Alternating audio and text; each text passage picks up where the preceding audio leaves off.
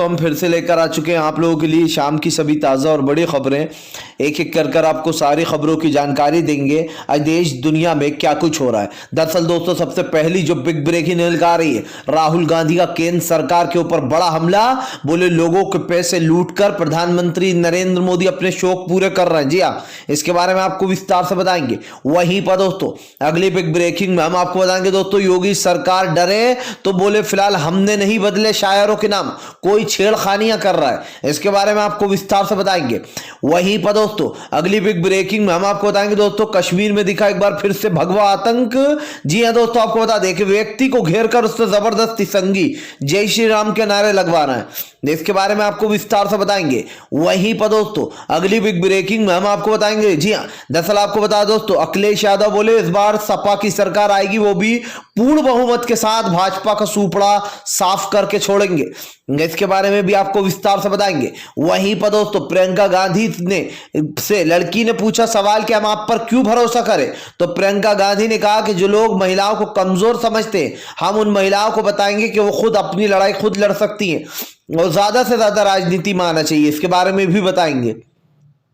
वहीं पर दोस्तों यति नरसिंहानंद पर नहीं होगी कोई कार्रवाई, जानबूझकर बीजेपी दे रही है बढ़ावा। असदुद्दीन ओवैसी का भाजपा पर बड़ा हमला, इसके बारे में आपको विस्तार से बताएंगे।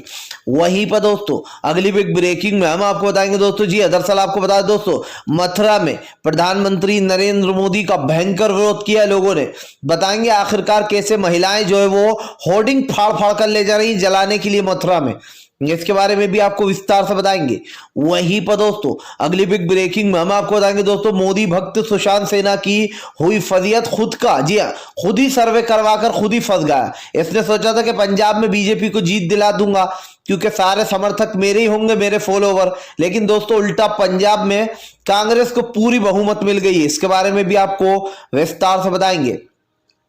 वहीं पर दोस्तों अगली बिग ब्रेकिंग में हम आपको बताएंगे दोस्तों, योगी का विवादित बयान। बोले फिलहाल बाबरी के, जी हाँ बाबरी और जो दोस्तों राम मंदिर वाला मसला था, राम मंदिर बना, उसके बाद काशी बना, अब मथुरा की बारी। इस तरीके से दोस्तों योगी ने फिर से एक बार जो है शाही ईदगाह को लेकर विवादित बयान दे दिया। इसके बारे में आपको विस्तार से बताएंगे। वहीं पर दोस्तों अगली बिग ब्रेकिंग में हम आपको बताएंगे दोस्तों, जी दरअसल आपको बता दें, प्रज्ञा मिश्रा ने, जो कि दोस्तों एक वरिष्ठ पत्रकार रही हैं भारत समाचार की, उन्होंने रैली की, जब महिलाओं से पूछताछ की तो महिलाओं ने बताया कि हमें पैसे दे देकर लाया गया यहाँ पर। जी हाँ, और उसके बाद दोस्तों कानपुर की रैली में महिलाओं को ना पैसा मिला ना कुछ। इसके बारे में बताएंगे कैसे भीड़ जुटा रही भाजपा।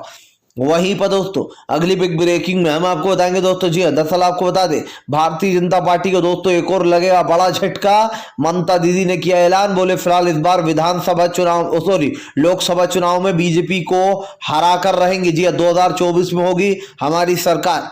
देश के बारे में भी आपको विस्तार से बताएंगे। तो सारी खबरें दोस्तों एक एक कर देंगे फटाफट अंदाज में। फिलहाल खैर चलिए बढ़ते हैं सबसे पहली और सबसे बड़ी खबर की ओर। दरअसल दोस्तों आपको बता दें, राहुल गांधी का केंद्र सरकार के ऊपर बड़ा हमला।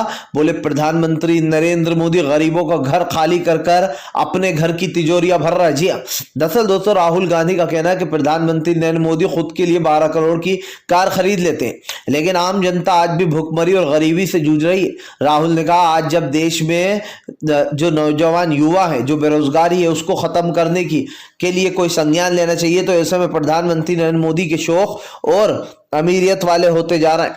राहुल गांधी ने कहा कि 800 करोड़ का प्लेन, 12 करोड़ की खुद के लिए गाड़ी, जी हाँ, और आप समझिए दोस्तों कि 200 करोड़ का खुद के लिए मकान। यानी कि दोस्तों जिस तरीके से ये चीजें निकलकर सामने आ रही हैं, इससे प्रधानमंत्री नरेंद्र मोदी की फकीरी दर्शाती है। कल दोस्तों आपको बता दें, बीते दिन गौरव बल्ला जो है भाजपा कांग्रेस के, उन्होंने भी भाजपा पर निशाना साधा था। गौरव बल्ला ने कहा कि भैया मुझे भी फकीर बनना है, मुझे भी ऐसा फकीर बनना है जिसके बाद दोस्तों आप समझिए 12 करोड़ की मर्सिडीज कार हो, जी हाँ, जो लाखों रुपए के जूते और कपड़े पहनता हो। दोस्तों सवाल यह है कि प्रधानमंत्री ने 2014 यानी कि 2014 में यह कहा था कि भैया मैं तो फकीर हूं झोला उठाकर, चल दूंगा। अब सवाल ये है दोस्तों कि ये कौन सा फकीर है? क्या इन्होंने सरकारी खजानों को दोस्तों अपने बाप की बपोती समझ लिया है कि सरकारी खजानों से पैसा निकाला जा रहा है, आम जनता की जेब खाली की जा रही है? सवाल ये उठता है कि प्रधानमंत्री नरेंद्र मोदी ने जो देश की जनता को चूरन चटाया था उसका स्वाद दोस्तों कुछ लोग अभी भी ले रहे हैं। जी हाँ, कुछ अंधभक्त ऐसे हैं जिनको अभी भी लगता होगा कि प्रधानमंत्री नरेंद्र मोदी तो फकीर है। बताइए आप, अगर दोस्तों आपको या हमें ऐसा फकीर बनने का मौका मिले तो हम तो नहीं छोड़ेंगे। राहुल गांधी ने कहा कि 12 करोड़ की गाड़ी में खुद घूम रहे हैं। आप समझिए दोस्तों, 800 करोड़ का खुद के लिए प्लेन ले रहे हैं और जो सेंट्रल विस्ता प्रोजेक्ट बन रहा है दोस्तों उसके लिए पैसा है, लेकिन आम जनता गरीबों के लिए पैसा नहीं है। आप देख लीजिए, राशन योजना जो चलाई गई थी उसको भी बंद करने की प्लानिंग चल रही है। सवाल यही है दोस्तों कि प्रधानमंत्री ने देश को क्या दिया? कुछ नहीं, सिर्फ खुद के लिए ही किया है फिलहाल। खैर चलिए हम बढ़ते हैं दोस्तों एक और अगली बिग ब्रेकिंग की तरफ। बता दोस्तों अगली जो बड़ी खबर निकल कर आ रही है आपको बता दोस्तों, अखिलेश यादव भड़के, बोले उत्तर प्रदेश में छापेमारी चलती है। जी हाँ, जब चुनाव आते हैं तब तभी भाजपा को छापेमारी किया जाती है। खुद ही पैसा रखवा कर खुद ही लोगों को बदनाम करने की साजिश करते हैं ये लोग। जी हाँ, दरअसल दोस्तों अखिलेश यादव ने भाजपा पर ही उंडेल दिया है सारा मामला। अखिलेश का कहना है कि पीयूष जैन का मानिक चंद का एड उठाकर देख लो कि पीयूष जैन है वो किसके लिए काम करता था। दरअसल दोस्तों पीयूष जैन वाले मामले को रफा दफा करने की मांग चल रही है। आपको बताता चलूं दोस्तों, पीयूष जैन जो है वो बीजेपी का कट्टर पुराना समर्थक निकला। भाई जैसे ही बीजेपी को पता चला कि भाई ये तो हमारा ही समर्थक है, और उसके बाद बीजेपी अब इस मामले को रफा दफा करने की फिराक में, जिसके बाद अखिलेश ने जमकर भाजपा को घेर लिया। अखिलेश का कहना है कि बीजेपी खुद ही जो यहाँ पर लोगों के घर पे छापेमारी कराती है और खुद ही माल रख देती है, क्योंकि इनको पता है ये पैसा ट्रेन से आया, बस से आया या हेलीकॉप्टर से आया। अखिलेश ने कहा सरकार इन्हीं की है, इसलिए ये कहीं पर भी कुछ भी रखवा सकते हैं, इनकी बातों पर कोई भरोसा नहीं करने वाला। अखिलेश ने कहा कि इस बार सपा 300 से भी ज्यादा सीटें लाकर भाजपा को सत्ता से बाहर कर देगी। अखिलेश यादव ने कहा कि प्रदेश की जनता छुटकारा मांग रही है बीजेपी से। बीजेपी ने पिछले 5 सालों में महज जनता को धोखाधड़ी के अलावा और कुछ नहीं दिया। आप देखिए दोस्तों, जिस तरीके से एक एजेंडा सेट किया जाता है, चुनाव से पहले जो बड़े बड़े वादे किए जाते हैं उन सब वादों का कोई महत्व नहीं है। खुद गृह मंत्री अमित शाह ने कहा था कि फिलहाल ये जो 15 करोड़ लाख वाली बात थी कि सबके अकाउंट में आ गए, सिर्फ एक महज जुमला था। तो बेसिकली ये माना जाए कि ये लोग जो घोषणा पत्र जारी करते हैं उसमें कोई सच्चाई नहीं होती, क्योंकि दोस्तों घोषणा पत्र में जो बड़ी बड़ी बातें की जाती हैं उनका जमीनी सच्चाई से कुछ लेना देना नहीं है। ये सिर्फ चुनाव जीतने की प्लानिंग होती है इनकी फिलहाल। खैर चलिए हम बढ़ते हैं दोस्तों एक और अगली बिग ब्रेकिंग की तरफ। बता दोस्तों अगली जो बड़ी खबर निकल कर आ रही, प्रियंका गांधी ने उखेड़ी फिरोजाबाद में भाजपा की बखिया, बोले फिलहाल बीजेपी महिलाओं को कमजोर समझती है। जी हाँ, महिलाओं को शक्तिशाली बनाएंगे, पूरा आरक्षण मिलेगा। दरअसल दोस्तों प्रियंका गांधी ने महिलाओं से वादा किया कि अगर हमारी सरकार आई तो सच में हम स्कूटी और मोबाइल बांटेंगे। दरअसल एक बच्ची ने दोस्तों प्रियंका गांधी से जब सवाल पूछा कि आप कह रही हैं कि आपकी सरकार आएगी तो आप ये सब करेंगे, क्या आप सच में ऐसा करेंगी प्रियंका जी? तभी प्रियंका गांधी ने कहा कि मैं इसीलिए कह रही हूं कि ज्यादा से ज्यादा राजनीति में महिलाएं आगे आए, क्योंकि महिलाएं राजनीति को बदल सकती है। जाहिर सी बात है दोस्तों, ज्यादातर आप एक चीज ऑब्जर्व करेंगे कि जो घर के मर्द होते हैं वो लोग महिलाओं को भी बोलते हैं कि इस पार्टी को वोट दे दो, और महिलाएं जाकर दोस्तों बिना सोचे अपने पति या घर वाले बाप पिताजी या भाई की बात सुनकर उस पार्टी को वोट दे आती हैं। प्रियंका गांधी का कहना है कि महिलाओं को अपने दिमाग से सोचना चाहिए, महिलाओं को ज्यादा से ज्यादा आगे आना चाहिए राजनीति में और अपनी किस्मत को आजमाना चाहिए। प्रियंका गांधी ने कहा कि महिलाओं के पास खुद इतनी शक्ति है कि वो खुद सोच सकती हैं उन्हें किस पार्टी को सपोर्ट करना और किस पार्टी को नहीं। जाहिर सी बात है दोस्तों, अगर आप किसी के कहने पर चलोगे या किसी के बहकावे पर तो आपको बहुत बड़ा झटका लगेगा। लेकिन बीजेपी जो है यहाँ पर दोस्तों जो चीजें कर रही है उसको लेकर कहीं ना कहीं भारतीय जनता पार्टी घिरती चली जा रही है फिलहाल। खैर चलिए हम बढ़ते हैं दोस्तों एक और अगली बिग ब्रेकिंग की तरफ। बता दोस्तों अगली जो बड़ी खबर निकल कर आ रही है, दरअसल दोस्तों आपको बता दें मोदी भक्त सुशांत सिन्हा की उड़ी धज्जियां, सोशल मीडिया पर बना लिया अपना मजाक। दरअसल दोस्तों मोदी भक्त और पूरी गोदी मीडिया को लगता है कि हम चैनल पर दिन रात डिबेटें करेंगे, मोदी की तारीफें करेंगे, झूठी खबरें चलाएंगे और विपक्ष को हमेशा गंदा और खराब बताएंगे। ये बीजेपी का एजेंडा है जो कि उसने पूरी मीडिया को खरीद रखा है। पूरी मीडिया दोस्तों सिर्फ बीजेपी के लिए ही काम करती है। आजकल ऐसा लगता है कि भैया ये पत्रकार नहीं, कोई बीजेपी का प्रवक्ता बैठा है या स्पोक पर्सन बैठा है जो कि बीजेपी की मुखालफत या फिर तरफदारी करने में लगा हुआ है। जाहिर सी बात है कि जब आप किसी एक पर्टिकुलर पार्टी के लिए दोस्तों आप पत्रकारिता करना शुरू कर देते हो तो आप पत्रकार नहीं, एक दलाल बन के रह जाते हो। और इस वक्त पूरी गोदी मीडिया जो है दोस्तों वो दलाली की इर्द गिर्द घूमती चली जा रही है। सुशांत सिन्हा दोस्तों मोदी का सबसे बड़ा भक्त, आपको पता है कैसे पहले इसने अपना कैरियर यूट्यूब पे शुरू किया। पहले मोदी की बुराई किया करता था, उसके बाद मोदी सरकार की चरण वंदना में तारीफें शुरू की और उसके बाद फिर इसको न्यूज एंकर रख लिया गया। ठीक है, अब दोस्तों इसने एक ट्वीट किया। अब ट्वीट में क्या लिखता है दोस्तों कि इस बार पंजाब में किसकी सरकार आ रही है। इसने पंजाब में किसकी सरकार के 4 ऑप्शन दे दिए दोस्तों। जाहिर सी बात है कि चारों ऑप्शन में एक पहला आप था, दूसरा कांग्रेस थी और तीसरा जो यहाँ पर दोस्तों बीजेपी थी और चौथी अमरिंदर सिंह की पार्टी थी। ये 4 पार्टियों के नाम दिए। इसको लगा कि अब भाई मेरा ट्विटर हैंडल अकाउंट है तो जाहिर सी बात है जो मेरे फॉलोवर है वो कट्टर मोदी भक्त होंगे, मोदी समर्थक होंगे, तो वो लोग मुझे ही सपोर्ट करेंगे, बीजेपी को जिता देंगे सर्वे में। लेकिन दोस्तों हो गया कुछ उल्टा। सुशांत सिन्हा को मुंह की खानी पड़ी। लोगों ने दोस्तों 57-57% वोट देकर कांग्रेस को बहुमत दिला डाली। वहीं 43% कैप्टन अमरिंदर को मिला। आपको महज 14% दिया गया दोस्तों और बाकी पार्टी को 12 से 10%। जाहिर सी बात है दोस्तों सुशांत सिन्हा ने जो मोदी की चरण वंदना में ये वो उठाया था बड़ा कदम, ये उस पर ही भारी पड़ गया। आप देखिए कि ट्विटर पर इसने जो सर्वे करा डाला और उस सर्वे में इसकी फजीयत हो गई। सबसे बड़ी बात ये है दोस्तों कि जब सर्वे में ये लोग पकड़े जाते हैं तो इनको सिर्फ एक ही चीज आती है कि भैया ट्वीट जो है वो डिलीट कर भाग लो। सुशांत सिन्हा ने भी सोचा होगा, लेकिन तब तक दोस्तों कई लोगों ने ट्वीट के स्क्रीनशॉट खींच चुके थे, कई लोगों ने स्क्रीनशॉट को देख लिया था। जाहिर सी बात है दोस्तों कि आप अगर किसी एक पार्टी के लिए काम करते हो तो आप उसी को हर जगह जिताओगे। आपने देखा होगा दोस्तों ज्यादातर पत्रकारों को कि वो जब भी किसी सवाल पूछते हैं तो पहले खुद ही उस इंसान की तारीफ कर देते हैं ताकि सामने वाला भी तारीफ ही करे। आप देखिए कल मैं देख रहा था दोस्तों चित्रा त्रिपाठी जो है वो एक गांव वाले गरीब से पूछ रही थी कि भैया आप मोदी जी से कितना प्यार करते हैं। गरीब गांव वाले ने बताया कि काहे का प्यार, यहाँ पर कोई विकास नहीं हुआ और आप प्यार की बात कर रही हैं, मोदी ने आकर हमारे देश को बर्बाद कर दिया। अब उस गाँव वाले ने जब ये बयान दे दिया तो भैया चित्रा त्रिपाठी का मुंह देख लिया था। जाहिर सी बात है दोस्तों ये जो बड़े बड़े चैनल है चाहे वो आज तक हो या एबीपी न्यूज हो, ये लोग शुरुआत दोस्तों मोदी की तारीफ से करते हैं। हमने पहली बार देखा है भैया कि जो हाल ही में सरकार है उससे सवाल ना पूछते हुए विपक्ष की सरकार से सवाल पूछा जाता है जो कि पूर्व हो चुकी है। अब आप देखिए दोस्तों कि आज सरकार किसकी, 8 साल सत्ता में आए हुए किसको होगा, बीजेपी से।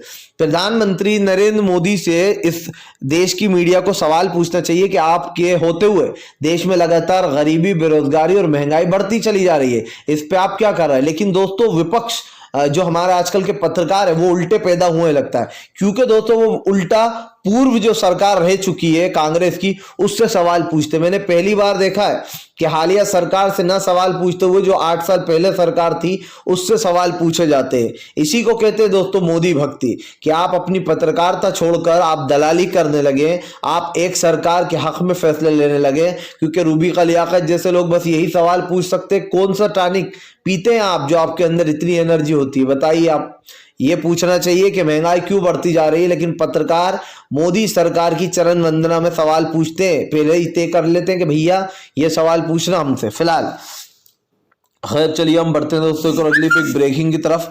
बता दोस्तों अगली जो बड़ी खबर निकल कर आ रही है, दरअसल दोस्तों आपको बता दें अरविंद केजरीवाल का बड़ा दाव, क्या इस बार दोस्तों भाजपा का हो जाएगा सुपड़ा साफ गोवा में। दरअसल गोवा में अरविंद केजरीवाल ने जमकर बिगुल फूंक दिया। एक तरफ ममता बनर्जी है दोस्तों तो दूसरी तरफ अरविंद केजरीवाल, तो वहीं तीसरी तरफ दोस्तों कांग्रेस जमकर बहुमत बना रही है। दरअसल दोस्तों आपको बता दें अरविंद केजरीवाल ने गोवा में यह वादा किया गोवा के लोगों से कि अगर वो सत्ता में आते हैं तो गोवा की जनता के लिए सबसे पहले महिलाओं के लिए काम करेंगे और वहां पर सबको ही 1,000 से 2,000 हजार रुपए दिया जाएगा हर महीने। लेकिन दोस्तों सवाल ये उठता है कि इस बार अरविंद केजरीवाल भाजपा पर भारी पड़ रहा है। आपने देखा चंडीगढ़ में अभी जो इलेक्शन के चुनाव हुए दोस्तों, नगर निकाय चुनाव, उसमें पूरी की पूरी 15 सीटें लेकर आ गए। और वहीं दूसरी तरफ दोस्तों बीजेपी के मेयर तक को हरा डाला चंडीगढ़ में। क्या दोस्तों ये शुरुआत है आपकी? क्योंकि आने वाला समय क्या कह रहा है दोस्तों कि आप यानी कि जो अरविंद केजरीवाल का चेहरा है वो प्रधानमंत्री पद के लिए कहीं ना कहीं सक्षम हो जाएगा। जाहिर सी बात है अरविंद केजरीवाल के काम को लोग पसंद करते हैं दिल्ली में, तो कहीं ना कहीं उनको उनके काम को इसलिए भी पसंद किया जा रहा है दोस्तों क्योंकि भाजपा को हराने में सक्षम है। और आप देखिए दोस्तों जितनी भी मजबूत पार्टियां हैं उनसे बीजेपी बहुत डरती है, चाहे वो कांग्रेस हो, चाहे वो दोस्तों आप हो, या फिर दोस्तों ममता बनर्जी की टीएमसी हो। बीजेपी उन्हीं पार्टियों को टारगेट करती है जिनसे उनको सबसे ज्यादा नुकसान या फिर सबसे ज्यादा डर लगता है। और ये तीन पार्टियां ऐसी हैं दोस्तों जो बीजेपी को बड़ा झटका देती है। आप देखिए उत्तर प्रदेश में अखिलेश यादव सबसे मजबूत है, इसीलिए अखिलेश को टारगेट किया जा रहा है क्योंकि इनको साफ दिखाई दे रहा है कि सबसे ज्यादा अगर कोई ताकतवर है, कोई अगर हमें टक्कर दे सकता है यूपी में तो वो समाजवादी पार्टी ही है। इसीलिए दोस्तों उनको जमकर ट्रोल किया जाता है अखिलेश को फिलहाल। खैर चलिए हम बढ़ते हैं दोस्तों एक और अगली एक ब्रेकिंग की तरफ। बता दोस्तों अगली जो बड़ी खबर निकल कर आ रही है, दरअसल दोस्तों आपको बता दें अब शायरों का नाम इलाहाबादी से दोस्तों प्रयागराज करने पर जमकर भड़के जी बाहर के पत्रकार ले डाली योगी के खिलाफ। दरअसल दोस्तों पहले तो योगी आदित्यनाथ जो उर्दू नाम है जगहों के, जैसे अलीगढ़ और जगह जगहों के नाम बदले जा रहे थे दोस्तों, जो मुस्लिम खास कर मुस्लिम नाम है उनको बदला जा रहा है। और उन नामों को किन चीजों से बदला जा रहा है दोस्तों? हिंदुत्व से। ठीक है कि हम हिंदू नाम रख देते हैं, जनता खुश होगी, लेकिन ये लोग ये नहीं जानते भैया कि हमारे जो हिंदू भाई हैं वो इससे नहीं विकास से खुश होंगे। जी हाँ दोस्तों, क्या फर्क पड़ता है जगह का नाम मुस्लिम हो या फिर हिंदू हो? जगह तो जगह ही है दोस्तों, बेजान जगह, नाम कुछ भी रख दो आप, वो कहलाएगी वही जो वो पहले कहलाया करती थी। आप देखिए दोस्तों कि आज इतने साल हो गए इलाहाबाद को प्रयागराज करे हुए, लेकिन योगी की हार देखिए दोस्तों कि आज भी जो वहां का कोर्ट है वो इलाहाबाद हाई कोर्ट के नाम से जाना जाता है, ना कि प्रयागराज हाई कोर्ट के नाम से। आज भी लोग उसको उसी नाम से पुकारते हैं जिस नाम से पहले पुकारा करते थे। तो योगी का नाम बदलना किस काम आया? अब दोस्तों नई चाल चलिए, अब जो शायर थे जैसे कि अकबर इलाहाबादी, अब अकबर इलाहाबादी का अकबर प्रयागराज कर दिया गया, जिसके बाद जमकर बाहर के जो पत्रकार हैं बड़े देशों को उन्होंने आपत्ति जताई कि दरअसल मुसलमानों को मिटाने की कोशिश की जा रही, धीरे धीरे मुसलमानों का इतिहास मिटाया जा रहा भारत से। इसको लेकर दोस्तों अब योगी आदित्यनाथ ने यू टर्न ले लिया है, बोले ये हमने नहीं किया, ये तो किसी ने छेड़खानी कर दी वेबसाइटों पर। अब बताइए दोस्तों, यहां पर सरकार के ऊपर जब सारी गाज गिरने लगती है तो इनको लगता है कि किसी ने छेड़खानी कर दी, वरना ये अपनी मौज में दोस्तों मौज काटते फिरते हैं। जाहिर सी बात है देश की जनता अगर आपको सत्ता में लाई है तो कुछ सोचकर लाई होगी, लेकिन अगर आप देश की जनता को मिटाने की कोशिश करोगे, आप जनता के खिलाफ जाकर काम करोगे, तो जनता आपको उतनी जल्दी उठाकर बाहर भी फेंक देगी सत्ता से जितनी जल्दी बैठाया था। क्योंकि दोस्तों किसी ने कहा है ना कि ये जो भी राजनीति किसी के बाप की बपोती नहीं है, आज ये है तो कल कोई और होगा, तो परसों कोई और होगा।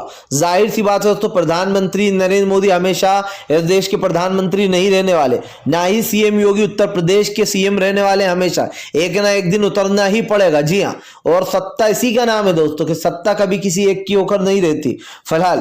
खैर चलिए हम बढ़ते हैं दोस्तों एक और अगली बिग ब्रेकिंग की तरफ। बता दोस्तों अगली जो बड़ी खबर निकल कर आ रही। जी हाँ, दरअसल दोस्तों आपको बता दें यति नरसिंहानंद पर भड़के असदुद्दीन ओवैसी बोले कोई कार्रवाई नहीं होने वाली। जी हाँ, इन जैसे हजारों केस पड़े हुए हैं, एफआईआर होकर सिर्फ तमाशा देखती है सरकार।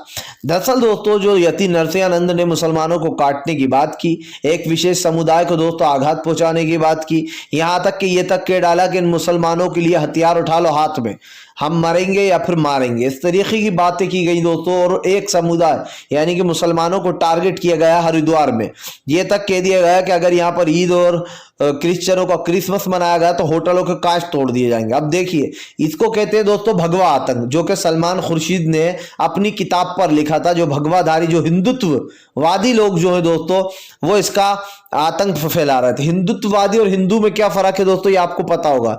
हिंदू वो है दोस्तों जो हमारे हिंदू भाई हिंदू और मुसलमान मिलकर रहते हैं, उन्हें इन सब फालतू चीजों से कुछ लेना देना नहीं। जैसे कि राहुल गांधी ने बताया था कि हिंदू जो वो सबके साथ डुबकी लगाते हैं, और हिंदुत्ववादी वो है दोस्तों जो कि गोडसे की पैदाइश है, यानी कि जिनको गोडसे ने बढ़ावा दिया है जिन चीजों का। आप देखिए दोस्तों गोडसे जैसे इंसान को जिंदाबाद बोला जाता है और गांधी जी को मुर्दाबाद बोलते हैं ये हिंदुत्ववादी लोग। इन लोगों को दोस्तों एक चीज समझ में आती है कि देश में जो लोग नफरत फैलाते हैं वो इनके लिए महान हो जाते हैं, और जिन गांधी जी ने देश को आजाद कराया, हमारे देश को आजादी दिलाई दोस्तों, करमचंद गांधी जी ने, उनको ये लोग गालियां बक रहे हैं। तो दोस्तों इनकी विचारधारा क्या होगी? अगर दोस्तों सोचिए, हमारा देश आजाद नहीं हुआ होता, स्वतंत्र वीर सेनानियों ने अगर इस देश की आजादी की लड़ाई नहीं लड़ी होती, तो ये किसी अंग्रेज के घर पर उसके जूते साफ कर रहे होते, या फिर दोस्तों आप समझिए कि किस तरीके के काम कर रहा हो। तो उसके बाद भी दोस्तों इस तरीके के विवादित बयान देना गांधी जी के लिए, और ये बहुत ही शर्मनाक बात है कि आज हमारे देश का कानून चुपचाप खड़े हुए तमाशा देख रहा है दोस्तों। 2 मिनट में दोस्तों इन लोगों को मैं सुधार सकता हूं, 2 मिनट लगेंगे मुझे, लेकिन आप समझिए दोस्तों कि कानून जो है 2 मिनट में इनको सुधारने का काम कर सकता है। 2 मिनट में आप इनको सुधारने का काम कर सकते हो कानून के तरीके से। दोस्तों आप कानून के तरीके से इनको सुधारने का काम कर सकते हो। मैं कानून के तरीके से इनके ऊपर अभी कार्रवाई करके इनको सुधारने का काम कर सकता हूं, लेकिन